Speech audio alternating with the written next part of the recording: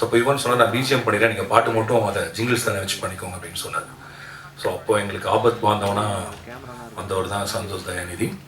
And அவர் வந்து எனக்கு வந்து ஆனந்த யாழை மாதிரி ஒரு பாட்டு கொடுங்கலாம் கேட்காம, இந்த கதைக்கு என்ன பாட்டு அதை நான் பண்ணுறேன் எனக்கு அப்படின்னு சொல்லி தான் நம்ம என்ன கொடுத்தோமோ அதை பண்ணி கொடுத்தாரு. ரொம்ப நன்றி Santhosh. And of course Yuvan fan, நானும் யுவனோட ஃபேன் தான். யுவனை மிஸ் பண்ணுறேன்.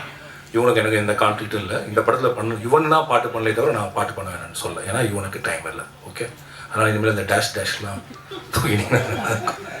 இது ஒன்று. அண்ட் ரெண்டாவது இந்த படத்தில் எனக்கு இந்த டேடி ரொம்ப பாவம் எனக்கு ரொம்ப பிடிச்ச பாட்டு. ஏன்னா அது வந்து கிட்டத்தட்ட எனக்கு எங்கள் அப்பாவை தோணும். ஏன்னா எங்கள் அப்பா சொல்லிட்டு இருப்பார், இந்த அவரோட ஃப்ரெண்ட்ஸ்லாம் கேட்பாங்க இருக்கிற தங்க மீன்கள் அதெல்லாம் பார்த்துட்டு, ஏன்ப்பா இவ்வளோ மோசமான அப்பாவா நீ, இவ்வளோ கடுமையாக நடந்திருக்கேன்னு.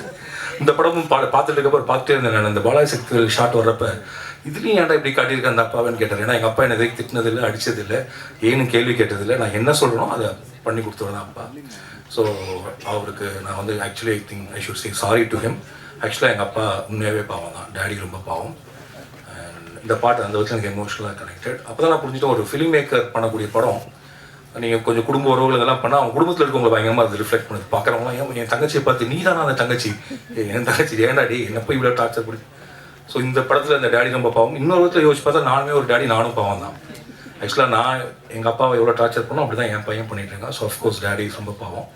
அப்புறம் ஆல் அப்பாஸ் ஆர் லையர்ஸ். இந்த லையர்ஸுங்கிறது வந்து பெரும் பொய்கள் சொல்கிறவங்க இல்லை. கண்டிப்பாக 24 மணி நேரம் குழந்தைகள்கிட்ட உண்மை சொல்லிட்டு இருக்க முடியாது, குழந்தைங்க கேட்க எல்லாத்தையும் செய்ய முடியாது. So there be lies, sweet lies இருக்க தான் செய்யும். அந்த இடத்துல வரக்கூடிய ஒன்று தான் ஆல் அப்பாஸ் ஆர் லையர்ஸ். அப்புறம் இந்த படம் வந்து எளிமையாக எடுக்கப்பட்டிருந்தாலும் அதற்கான பொருட்செலவோட ஒரு விரிவான ஒரு படமாக தான் எடுத்திருக்கோம். இந்த படத்தை என்ன சொல்கிறது தயாரிப்பதற்கு காரணமானது தயாரித்து கொடுத்த ஜியோ ஹாட்ஸ்டார். இது ஆரம்பிக்கிறப்ப டிஸ்னி ஹாட்ஸ்டார், இப்போ ஜியோ ஹாட்ஸ்டார். அண்ட் ஆமாம், நான் பிரதீப் சார் சொன்ன மாதிரி கிட்டத்தட்ட டெய்லி போவோம், கதை சொல்லுவோம், அப்புறம் வேணான்னு நான் சொல்லிட்டு வந்துடுவேன். அண்ட் ஆக்சுவலாக நான் பிரதீப் சார் மீட் பண்ணது படம் பண்ணுறதுக்காக மீட் பண்ணல. நரன் வந்து என்னோட ஃப்ரெண்டு. ஒரு நாள் சும்மா அவங்க ஆஃபீஸ் போனப்போ டீ சாப்பிட்றப்ப நீங்கள் எதாவது கதை வச்சிங்களான்னு கேட்டால் அப்படி பேச ஆரம்பிச்சோம். நான் அவர் வந்து படம் அப்போ ஆக்சுவலாக நம்ம கதை பேஸ் பண்ணுறப்ப டிஸ்னி ஹாட்ஸ்டாரே ஸ்டார்ட் ஆகலை. நீங்கள் படம் பண்ணுற ஐடியாலே இல்லை. ஐ திங்க் அதுக்கப்புறம் தான் டிஸ்னி ஹாட்ஸ்டாரே ஸ்டார்ட் ஆச்சு நான் நினைக்கிறேன். ஸோ அப்போ அப்படியே பேசி அப்புறம் திடீர்னு ஒரு நாள் லாக்டவுன் அப்போ இந்த கதையை நான் சொன்னப்போ குட்டி சார் வந்து ஒரு ஜூம் காலில் தான் கேட்டார். 2-3 கதை சொன்னேன்னு நினைக்கிறேன். குட்டி சார் வந்து இந்த கதை பண்ணுவோம் அப்படின்னு சொன்னார். மேபி அவர் எதுக்கு செலக்ட் பண்ணாருன்னு இன்றைக்கி தான் எனக்கு தெரியுது. ஏன்னா அவரும் ஒரு அப்பாவா ஒரு சின்ன கில்ட்டியோட இருக்காருன்னு நினைக்கிறேன். நிறைய டைம் ஸ்பெண்ட் பண்ண முடியலன்னு நினைக்கிறேன். ஸோ ஏதோ ஒரு விதத்தில் நிறைய அப்பாக்களுக்கு இந்த படம் பிடிச்சனால, எல்லாருமே அப்பாக்களாக இருந்தனால. But Pradeep sir is bachelor. But இருந்தாலும்